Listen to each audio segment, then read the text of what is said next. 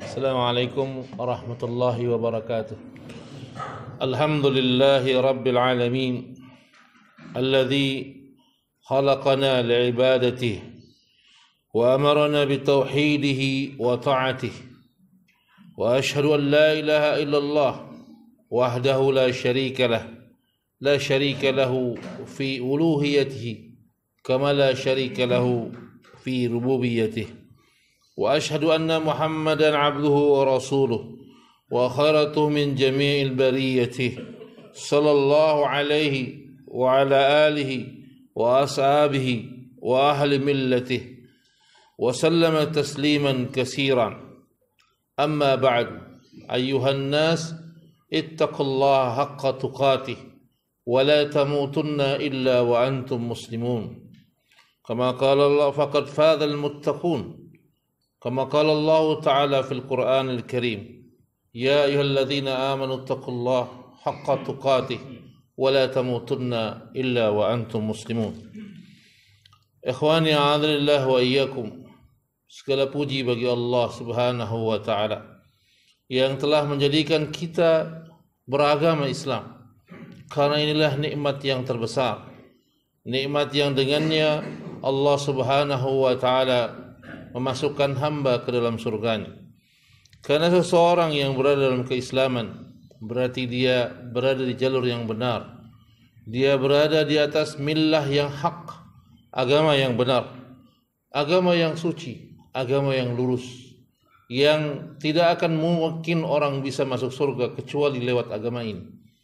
Allah Subhanahu wa Ta'ala menjadikan kaum muslimin sebagai rahmatan lil alamin, sebagai bentuk kasih sayang Allah Subhanahu wa Ta'ala bagi semesta alam ini. Allah memberikan nikmat bagi seorang hamba memahami kalimat la ilaha illallah dengan benar. Ketahuilah ikhwani a'adzallahu wa iyyakum, kalimat la ilaha illallah adalah kalimat ikhlas, kalimat taqwa. Dialah yang disebut al-urwatul wusqa, buhul tali yang sangat kuat, yang dijadikan oleh Allah sebagai pintu dari surganya Allah Subhanahu wa Ta'ala. Karena siapa saja yang akhir kalimatnya di muka bumi ini la ilaha illallah, maka Allah Subhanahu wa Ta'ala akan haramkan dia dari neraka dan abadi di dalamnya. Allah haramkan dia berada abadi dalam neraka. Allah akan masukkan dia ke dalam surga. Tapi ikhwani a'adzallahu wa iyyakum, kalimat ini Nabi SAW ajarkan kepada siapa saja, bahkan pamannya yang sangat dicintainya, yaitu Abu Talib. Di akhir hayatnya Nabi SAW terus mendakwahinya agar mengucapkan kalimat la ilaha illallah. Ketika Abu Talib diambang kematian, Nabi SAW menjenguknya. Sedangkan di sisi Abu Talib ada dua orang musyrikin. Yang pertama bernama Abu Jahal, yang kedua Abdullah bin Abi Umayyah.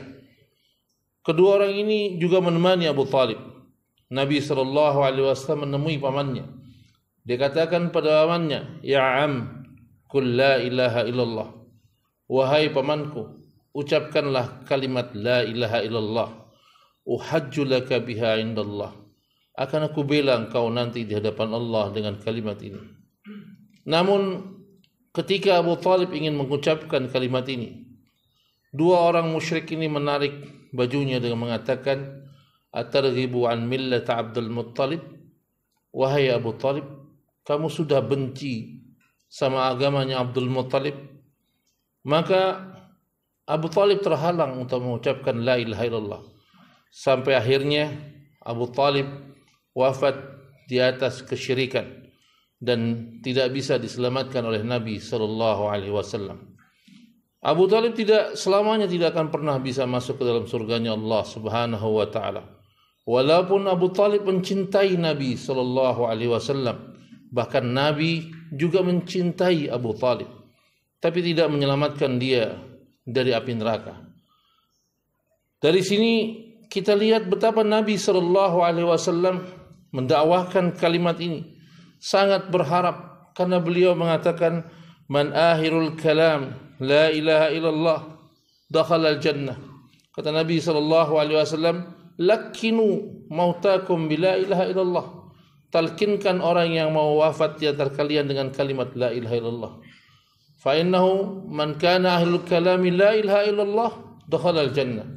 Ketahuilah bahwa siapa saja yang akhir hayatnya mengucapkan kalimat la ilaha illallah, dia pasti masuk surga. Dan Nabi SAW juga mendatangi seorang pemuda dari kalangan Yahudi yang suka membantunya, seorang anak muda, namun dia kena sakit sampai dia sekarat di ujung kematiannya. Nabi SAW mendakwahinya, mendatanginya dan berkata, ya gulam, qul la ilaha illallah. Hai gulam, hai anak muda, ucapkanlah la ilaha illallah. Kemudian anak Yahudi ini karena masih kecil, dia takut kepada bapaknya. Dia menoleh ke bapaknya. Tapi bapaknya sambil menangis, dia katakan, ya bunai, ati Abul Qasim. Wahai anakku, ati Abul Qasim. Ikuti apa yang diajarkan Abul Qasim. Lalu anak ini mengucapkan kalimat la ilaha illallah Muhammadar Rasulullah. Maka Nabi SAW bersabda, alhamdulillah alladzi inqadhahu bi minan nar. Segala puji bagi Allah yang telah menyelamatkan anak ini dari api neraka lewat perkataanku, karena perkataanku. Dan kemudian Nabi berkata kepada sahabatnya, tawallu ahakum, uruslah saudara kalian ini, faghsilhu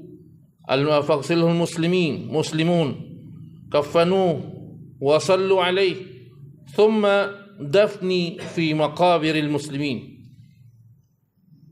Mandikan dia, salati dia, kafani dia, salati dia, dan kubur dia di pemakaman kaum muslimin, karena dia adalah bagian dari kita, bagian dari kaum muslimin. Ikhwani a'adillahu wa iyyakum, dua kisah yang berbeda. Yang satu enggan mengucapkan kalimat la ilaha illallah, yang satu dengan ringannya mengucapkan kalimat la ilaha illallah di ujung hayatnya.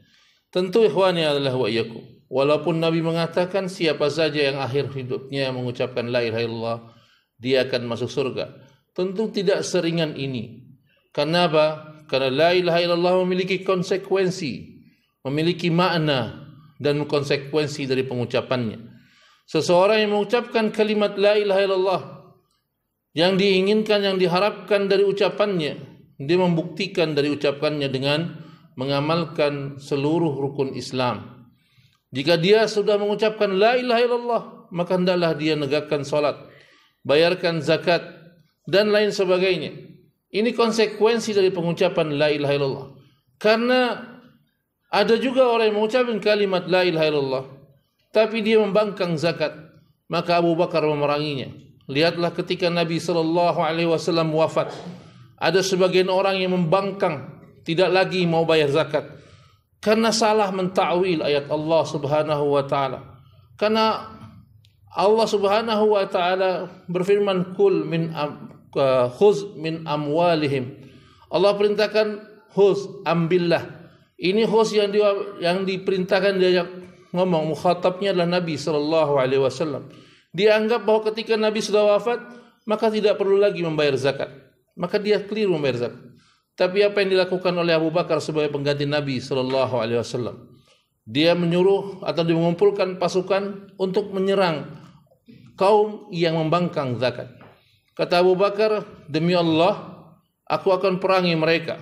Kalau seandainya mereka menahan satu kekang atau satu tali yang dulu mereka berikan kepada Nabi SAW, tapi dia tidak berikan padaku, akan aku perangi mereka. Sebagian sahabat mengatakan, ya Abu Bakar, mereka masih bersyahadat, mereka masih mengerjakan salat, mereka ahlul qiblah, kenapa kau perangi mereka? Kata Abu Bakar, adapun salat hak Allah, sedangkan zakat adalah hak harta, dan ini merupakan juga hak Allah Subhanahu wa taala yang harus ditunaikan. Maka akan aku perangi mereka manakala mereka tidak tunaikan hak Allah Subhanahu wa taala. Jadi ucapan kalimat la ilaha illallah juga tidak ada artinya manakala seseorang membangkang dari salah satu rukun Islam atau mencela rukun Islam salah satunya. Jadi tidak ada lagi cerita orang mengatakan saya la ilaha illallah walaupun saya tidak salat. Maka orang yang tidak salat dia tidak tunaikan hak Allah Subhanahu wa taala. Dia tidak lagi disebut sebagai muslim. Dia harus dikajari untuk mengerjakan salat. Dia harus didakwahi untuk mengerjakan salat. Katakan padanya bahwa tidak ada muslim yang tidak salat. Orang yang meninggalkan salat maka tidak manfaat ucapan la ilaha illallah yang dia ucapkan. Begitupun para pembangkang zakat, orang yang mencela haji, yang tidak mau berpuasa di bulan Ramadan. Ini salah satu rukun yang harus dilaksanakan oleh seseorang sebagai konsekuensi dari ucapan la ilaha illallah yang dia ucapkan. Kasih tahu mereka bahwa hal ini tidak boleh dilakukan.